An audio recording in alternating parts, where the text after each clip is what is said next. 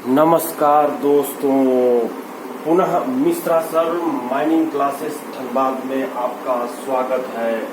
जैसा कि पिछले क्लास के वीडियो को मैंने आपके यूट्यूब में इस चैनल के through, Mishra sir mining channel के थ्रू अपलोड किया था, सेकंड क्लास मैनेजर की क्वेश्चन पेपर का, उसी को आगे बढ़ाते हुए आज की क्लास चालू करने जा रहा हूं, जिसमें ऐसे क्वेश्चंस उठाया हूं जो first class manager, second class manager के लेजिस्लेशन पेपर में कॉमन क्वेश्चंस पूछे गए हैं और साथ ही ओवरमैन और माइनिंग सरदार के लिए भी इम्पोर्टेंट है।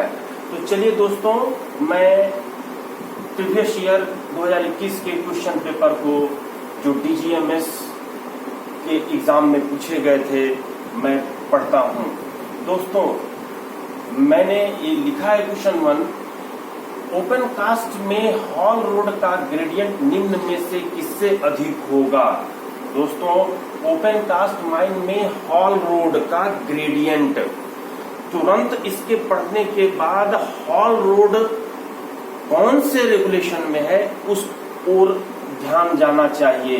तो हॉल रोड का जो रेगुलेशन है वो कोल माइंस रेगुलेशन 2017 के रेगुलेशन नंबर 101 में वर्णित किया गया है, दिया गया है, जिसमें ये लिखा है कि जो हॉल रोड का निर्माण होगा, कंस्ट्रक्शन होगा, वो हमारे जो डीजीएमएस साहब है वो उसको निर्धारित करेंगे, जिसके तहत डीजीएमएस साहब ने यानी सरकार साहब ने 2018 में जीएसआर 976 ई के तहत एक प्रोविजन डाला था। जीएसआर अर्थात जनरल स्टैट्यूटरी रूल 976 ई के तहत जो है वो डाला था, जिसमें 4 पॉइंट आपको ध्यान में रखनी है दोस्तों, 4 पॉइंट ध्यान में रखनी है और 4 पॉइंट ध्यान में रखने के बाद हम लोग उसके ऑप्शन पढ़ेंगे। दोस्तों, उसमें से सबसे जो तीसरा नंबर इम्पोर्टेंट है पॉइंट उस रेगुलेशन का, उस जीएसआर का, उस रूल का, जिसमें तीसरा नंबर पॉइंट पढ़ता हूं दोस्तों, क्या हॉल रोड यदि वन वे टाइप का है, वन वे टाइप का है दोस्त, मैं यहाँ पर एक पिक्चर द्वारा दर्शाने का प्रयास किया हूँ, ये एरो मार्क द्वारा मैं दिखाया हूँ कि वन वे टाइप का रोड है, तो जो उस माइंस में सबसे बड़ी, सबसे चौड़ी डंपर है, सबसे बड़ी डंपर है, उसका चौड़ाई प्लस 5 मीटर से कम नहीं होना चाहिए दोस्तों। वन वे हॉल रोड है तो जिसमें एक डिवाइडर बनी हुई है, तो उसका जो चौड़ाई है वो लार्जेस्ट जंपर की चौड़ाई प्लस 5 मीटर से कम नहीं होना चाहिए दोस्तों।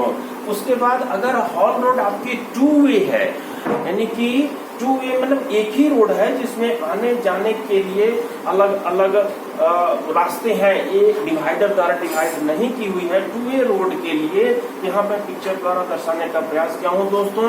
रेगुलेशन में आपको शब्दों में लिखा हुआ मिलेगा, स्टैट्यूटरी रूल में, लेकिन यहाँ पर मैं पिक्चर द्वारा दर्शा रहा हूँ कि largest width of dumper into 3 times plus 5 metre से कम नहीं होगा दोस्तों। कहने मतलब सबसे चौड़ी डंपर जो है उसकी चौड़ाई उसमें 3 का गुना कीजिए और प्लस 5 मीटर रखिए। अगर एग्जाम के फर्स्ट क्लास के एग्जाम में ही पूछा जाएगा कि जो लार्जेस्ट विड्थ का डंपर है वो 5 मीटर है, और तो उस केस में 2 वे रोड के लिए डंपर की रोड की चौड़ाई, हॉल रोड की चौड़ाई कितनी होगी दोस्तों। तो आपके फर्स्ट क्लास वाले लेजिस्लेशन में ऐसे प्रश्न पूछे जा सकते हैं, ध्यान रखिएगा। उसके लिए आपको 5 या 15, 5, 20 मीटर से कम नहीं होगी। वहां पर 22 मीटर भी दे सकता है, अगर 20 मीटर नहीं दिया दोस्तों, वहां 22 मीटर या 20 से जो अधिक नंबर दी होगी उसको टिक लगाना होगा दोस्तों। अब चौथे नंबर पॉइंट जो इस जनरल स्टैट्यूटरी रूल वो 976 का ई नंबर पॉइंट में जो दिया हुआ है 2017 रेगुलेशन के 101 रेगुलेशन के अंतर्गत, यहाँ पर कहता है दोस्तों, कॉर्नर और बैंड पर कॉर्नर और बेंड पर, किसके कॉर्नर और बेंड पर? हॉल रोड के कॉर्नर और बेंड पर। अर्थात मैं देखिए यहाँ पिक्चर बना करके दर्शाने का कोशिश किया हूँ, जिसमें कहता है कि जो क्लियर व्यू डिस्टेंस है, ड्राइवर ऑपरेटर साहब को कितनी दूरी तक कॉर्नर और बैंड के पास घुमाते समय वाहन को कितनी दूरी तक दिखाई देनी चाहिए, उसी को क्लियर व्यू डिस्टेंस कह रहे हैं। क्लियर व्यू डिस्टेंस कितनी होनी चाहिए? तो जो वाहन की यानी डंपर की जो ब्रेकिंग डिस्टेंस है, ब्रेकिंग डिस्टेंस जो कि मैन्युफैक्चरर तय करके देती है, ब्रेकिंग डिस्टेंस है उसका 3 टाइम्स से कम नहीं होनी चाहिए। ब्रेकिंग डिस्टेंस का 3 टाइम्स, अगर ब्रेकिंग डिस्टेंस 10 मीटर है तो 10 या 30 मीटर से उसकी क्लियर व्यू डिस्टेंस नहीं कम होनी है। जबकि जो वाहन की स्पीड है, जो मैन्युफैक्चरर तय की है 40 किलोमीटर पर आवर की स्पीड से चल रही हो, तब उसकी ब्रेकिंग डिस्टेंस रखी गई है। दोस्तों, यदि ये बेंड और मोड़ पर इतनी चौड़ाई का पॉसिबल नहीं है, 3 into braking distance clear vision अगर ये पॉसिबल नहीं है, मोड़ अगर तीखा है कहने का, तो उस केस में यहाँ पर एक डिवाइडर बनाया जाएगा, जो दोस्तों जो कि स्ट्रॉन्ग डिवाइडर कहा गया है, स्ट्रॉन्ग रोड डिवाइडर कहा गया है। और इस स्ट्रॉन्ग रोड डिवाइडर में जो रिफ्लेक्टर के साथ, रिफ्लेक्टर यानी कि जो चमकीली वाली पट्टी होती है, चमकने वाले लाइनिंग बनी होगी, रिफ्लेक्टर के साथ पर्याप्त लाइटिंग लगी होगी। दोस्तों, यहाँ पर डंपर की हॉल रोड की जो चौड़ाई है वो कितनी होगी दोस्तों? लार्जेस्ट डंपर जो है उसका विड्थ का 2 टाइम्स प्लस 3 मीटर। अगर लार्जेस्ट डंपर है आपका 6 मीटर तो उसका 2 टाइम्स करिए, 6 दूनी 12 मीटर, 12 मीटर प्लस 3 कीजिए 15 मीटर, तो 15 मीटर से कम नहीं होनी चाहिए दोस्तों, से कम नहीं होनी चाहिए। ऐसा एग्जांपल देख करके प्रैक्टिस करके रखना है दोस्तों, ताकि प्रश्न में जैसा पूछा जाए उसके अनुसार जवाब दिया जा सके।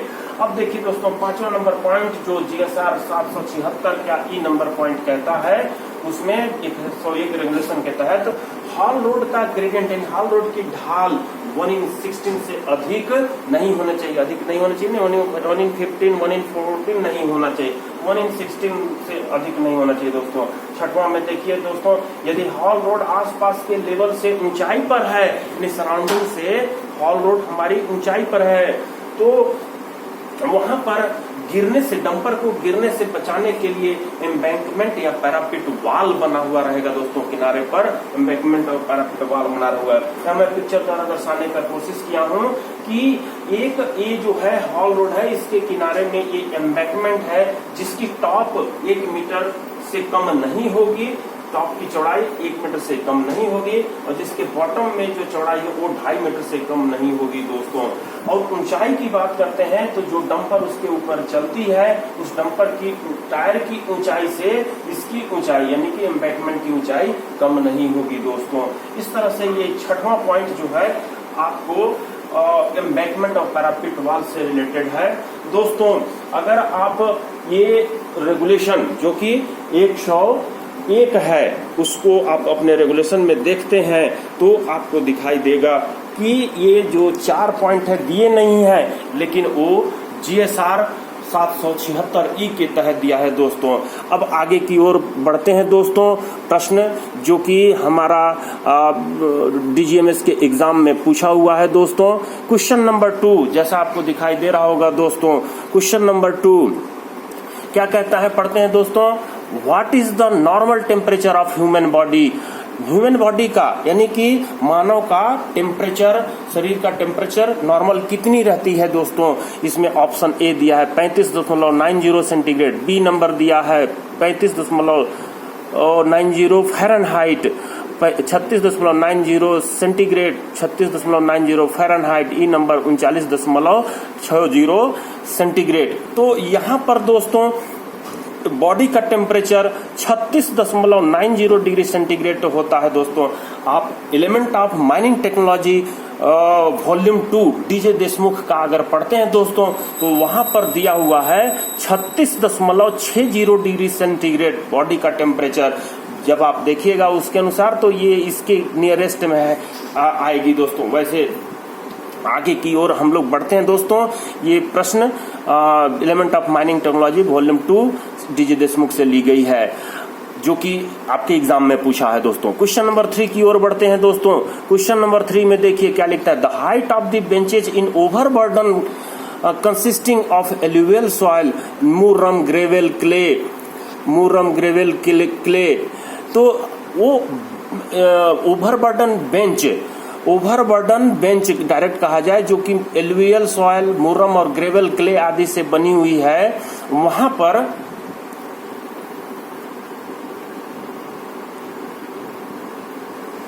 मुर्रम ग्रेवल क्ले डेवरीज और other similar ground shall not be exceed 3 metre, जो जिसकी बेंच की हाइट जो है 3 मीटर से अधिक नहीं है, and the width thereof shall not be less than blank times of the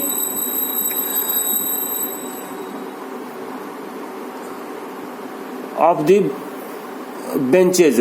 तो यहाँ पर the height of the benches in overburden consisting of alluvial soil murram gravel clay debris और other similar ground shall not exceed 3 metre and the width thereof shall not be less than blank times the height of the benches. कहता है दोस्तों यहाँ पर कि जो alluvial soil, clay, debris आदि में जो ओवरबर्डन के बेंच बनाई जाती है, उसकी हाइट 3 मीटर से अधिक नहीं है, और तो उसकी चौड़ाई हाइट से कितनी गुनी से कम नहीं होगी। तो इसमें ऑप्शन दिया है दोस्तों 1 टाइम्स,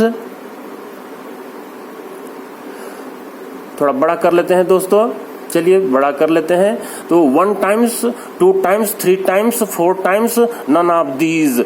तो यहाँ पर हमको तुरंत जो है जो हमारा कोल माइंस रेगुलेशन 106 है, किसका, CMR 2017 का, उस ओर ध्यान दिया जाना चाहिए दोस्तों। देना है आपको 106 रेगुलेशन। 106 रेगुलेशन में ये कहता है कि बेंच की हाइट 3 मीटर से अधिक नहीं होगी। किस केस में? मुर्रम ग्रेवल क्ले डेब्रिज के केस में। और उसकी जो बेंच की चौड़ाई होगी वो हाइट का 3 गुने से कम नहीं होगी। बेंच की जो चौड़ाई होगी वो हाइट के से 3 गुने से कम नहीं होगी। चलिए दोस्तों, तो इसमें जो है 3 टाइम्स यानी कि C number is the right answer दोस्तों। अब आगे की ओर बढ़ते हैं दोस्तों। इसके अलावा और भी जो पॉइंट है जो हमारे इस रेगुलेशन में, रेगुलेशन 106 में दी है दोस्तों, उसमें कुछ इम्पोर्टेंट है, उसको पढ़ लेना है दोस्तों। अब हम लोग आते हैं क्वेश्चन नंबर 4 में। Performance of for blasting is calculated as, यानी कि ब्लास्टिंग की जो परफॉर्मेंस है उसको हम लोग कैसे कैलकुलेट करते हैं दोस्तों? क्या स्ट्रिपिंग रेशियो से, पावर फैक्टर से, पाउडर फैक्टर से, स्पेस फैक्टर से, ब्लास्ट फैक्टर से? तो दोस्तों इसमें हम लोग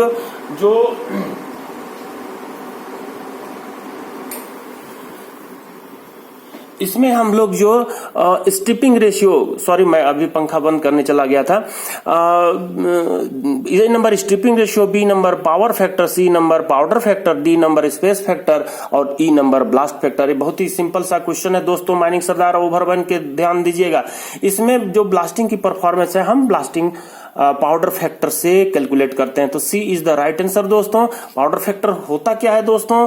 कोल का पाउडर फैक्टर जो है, coal produced in tonne in 1 blast, एक ब्लास्ट में कोल कितना प्रोड्यूस हो रही है उसको टन में मेजर करते हैं, और divided by explosive used in KG in same blast. उस ब्लास्टिंग में जितनी एक्सप्लोसिव यूज करते हैं उसकी केजी में जो वैल्यू आएगी उससे हम इसको डिवाइड करते हैं, तो वो टन पर केजी में पाउडर फैक्टर आ जाती है दोस्तों। पाउडर फैक्टर फॉर ओबी के लिए हम लोग पाउडर फैक्टर जब निकालना चाहते हैं तो वो OB produced in cubic metre in 1 blast divided by explosive used in KG in same blast.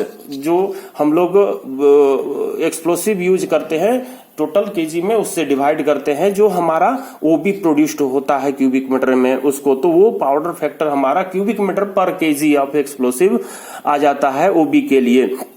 दोस्तों स्ट्रिपिंग रेशियो एक शब्द आई है, उसको भी जान लेना है दोस्तों कि स्ट्रिपिंग रेशियो होता क्या है। दोस्तों स्ट्रिपिंग रेशियो जो है ओवरबर्डन 1 टन कोयला निकालने के लिए जितनी क्यूबिक मीटर हमको ओवरबर्डन निकालनी पड़ती है। स्ट्रिपिंग रेशियो ध्यान दीजिएगा दोस्तों कि 1 टन कोयला निकालने के लिए जितनी क्यूबिक मीटर हमको ओवरबर्डन निकालनी रहती है, उनके रेशियो को ही हम बोलते हैं क्या, स्ट्रिपिंग रेशियो। यानी कि क्यूबिक मीटर में हम लोग ओबी को लेते हैं और 1 टन में लेते हैं कोयले को। इस तरह से जो है हमारा क्यूबिक मीटर पर टन के रूप में आ जाता है स्ट्रिपिंग रेशियो दोस्तों। अब हम लोग यहाँ पर देखते हैं कि इसके साथ साथ आपको ये भी देख लेना होगा दोस्तों कि ब्रेक इवन स्ट्रिपिंग रेशियो क्या होता है दोस्तों। तो ब्रेक इवन स्ट्रिपिंग रेशियो जो है वह डेप्थ, ओपन कास्ट खान का वह डेप्थ, वह गहराई जहां पर कोयले और ओवरबर्डन को निकालने पर आने वाली खर्च कोयले को बेचने पर मिलने वाली इनकम के बराबर हो जाती है, उस डेप्थ की स्ट्रिपिंग रेशियो को ही हम लोग बोलते हैं ब्रेक इवन स्ट्रिपिंग रेशियो दोस्तों। तो इस तरह से स्ट्रिपिंग रेशियो और ब्रेक इवन स्ट्रिपिंग रेशियो हम लोग समझ गए दोस्तों। अब हम लोग देखेंगे क्वेश्चन नंबर 5। डस्ट जनरेशन में be reduced by drilling. Drilling में हम लोग जो डस्ट जनरेशन होती है उसको हम लोग किससे कम कर सकते हैं दोस्तों। तो इसमें मैं लिख दिया हूं डायरेक्ट आंसर दोस्तों, शार्प बीट या फिर बीट जो है पजी होनी चाहिए दोस्तों। क्वेश्चन नंबर 6 देखिए दोस्तों क्या कहता है, व्हाट इज जीपीएस। जीपीएस क्या होता है, तो आपको याद रखना है दोस्तों कि जीपीएस ग्लोबल पोजिशनिंग सिस्टम होती है। एक ऐसा सिस्टम है जिसमें हम लोग जो मशीन की ऑपरेशन, ओपन कास्ट माइन में जो मशीन की ऑपरेशन होती है उसको हम लोग मॉनिटर करते हैं और साथ में वो जो कार्य होती है उसको ऑपरेशन को किसी एक स्टेशन से हम लोग ऑपरेट करने का काम करते हैं दोस्तों। तो ये जीपीएस ग्लोबल पोजिशनिंग सिस्टम है दोस्तों। अब देखते हैं क्वेश्चन नंबर 7।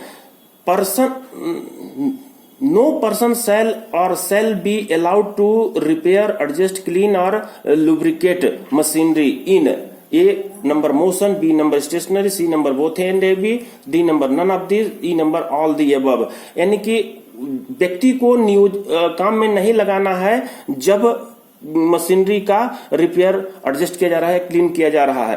तो हम कब उसको काम करने नहीं देंगे, जब गाड़ी हमारी वाहन मोशन में होती है दोस्तों। तो यहाँ answer number A is the right answer. अब देखते हैं slope stability radar is an instrument for, slope stability radar SSR बोलते हैं। ये क्या चीज के लिए है दोस्तों, तो इसमें option slope monitoring, OCM survey, waste dump, volume measurement, lighting protection, all the above. तो यहाँ पर स्लोप मॉनिटरिंग के लिए स्लोप स्टेबिलिटी रेडार का यूज किया जाता है दोस्तों। जो सर्वप्रथम राजस्थान के ये जो रामपुर अगोछा और बल्लापुर माइंस है उसमें इसका यूज किया गया था स्लोप स्टेबिलिटी रेडार का। और ये अब कई ओपन कास्ट खदानों में इसका यूज करके डंप और बेंच की स्टेबिलिटी को मॉनिटर किया जाता है। और ये जो है मशीन स्लोप स्टेबिलिटी रेडार, इससे जो है एक रे जाती है डंप को और या बेंच को, और बेंच से टकरा करके वापस आ जाती है।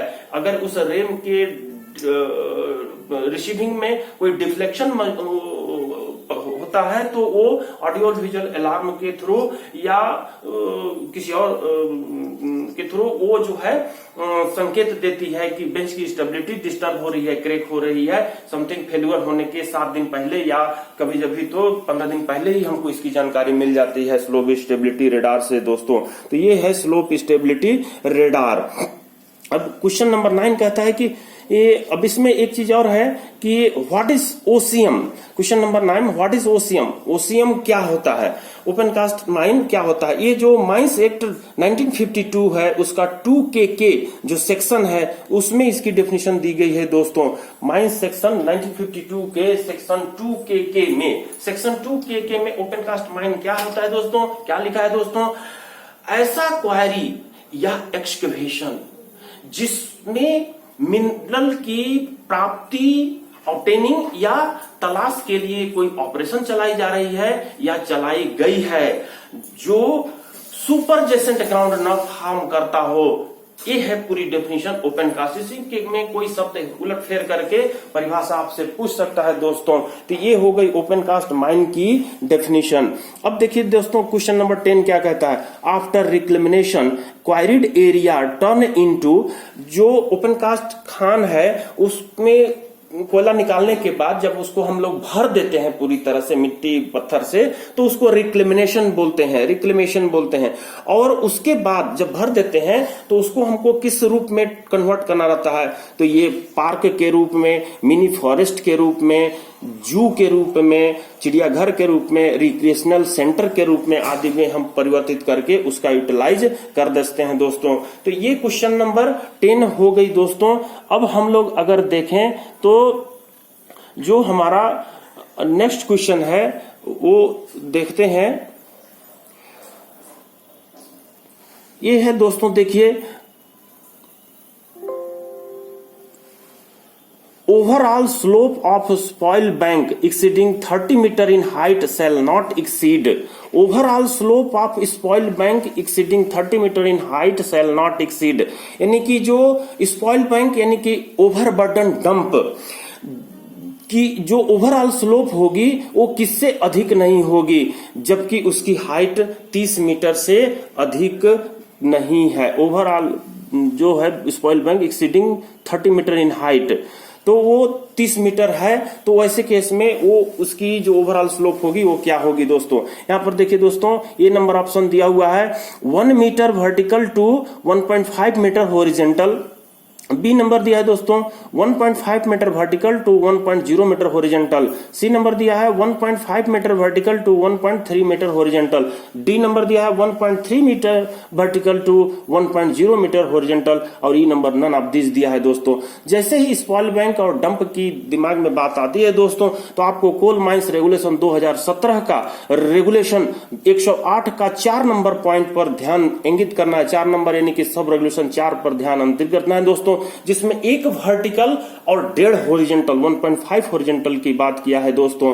इसमें मैं एक पॉइंट और जो इंगित कर दिया हूं, 108 का ही दूसरा नंबर से भी आपको प्रश्न पूछ सकता है दोस्तों, जिसमें कहता है कि जो आपका डंप है, जो आपका डंप है, ओवरबर्डन डंप है, उसकी जो ओवरऑल एंगल ऑफ स्लोप वो कितनी होनी चाहिए। ओवरऑल एंगल ऑफ स्लोप वो एंगल ऑफ रिपोज से अधिक नहीं होनी चाहिए। एंगल ऑफ रिपोज क्या होता है दोस्तों, एंगल ऑफ रिपोज समझ लीजिए कि एक बोरी बालू आप रखे हैं, एक बोरी बालू को जब आप जमीन पर उड़ेलते हैं तो जो बालू की स्लोप बनती है वही है दोस्तों एंगल ऑफ रिपोज। जो हॉरिजॉन्टल से वो जो बालू का स्लोप है वो जो धरती से एंगल बनाती है वही है एंगल ऑफ रिपोज, जिसको थीटा में मेजर कर सकते हैं आप। तो ये इससे अधिक नहीं होना चाहिए एंगल ऑफ रिपोज से ओवरऑल एंगल ऑफ स्लोप, इसका ओवरबर्डन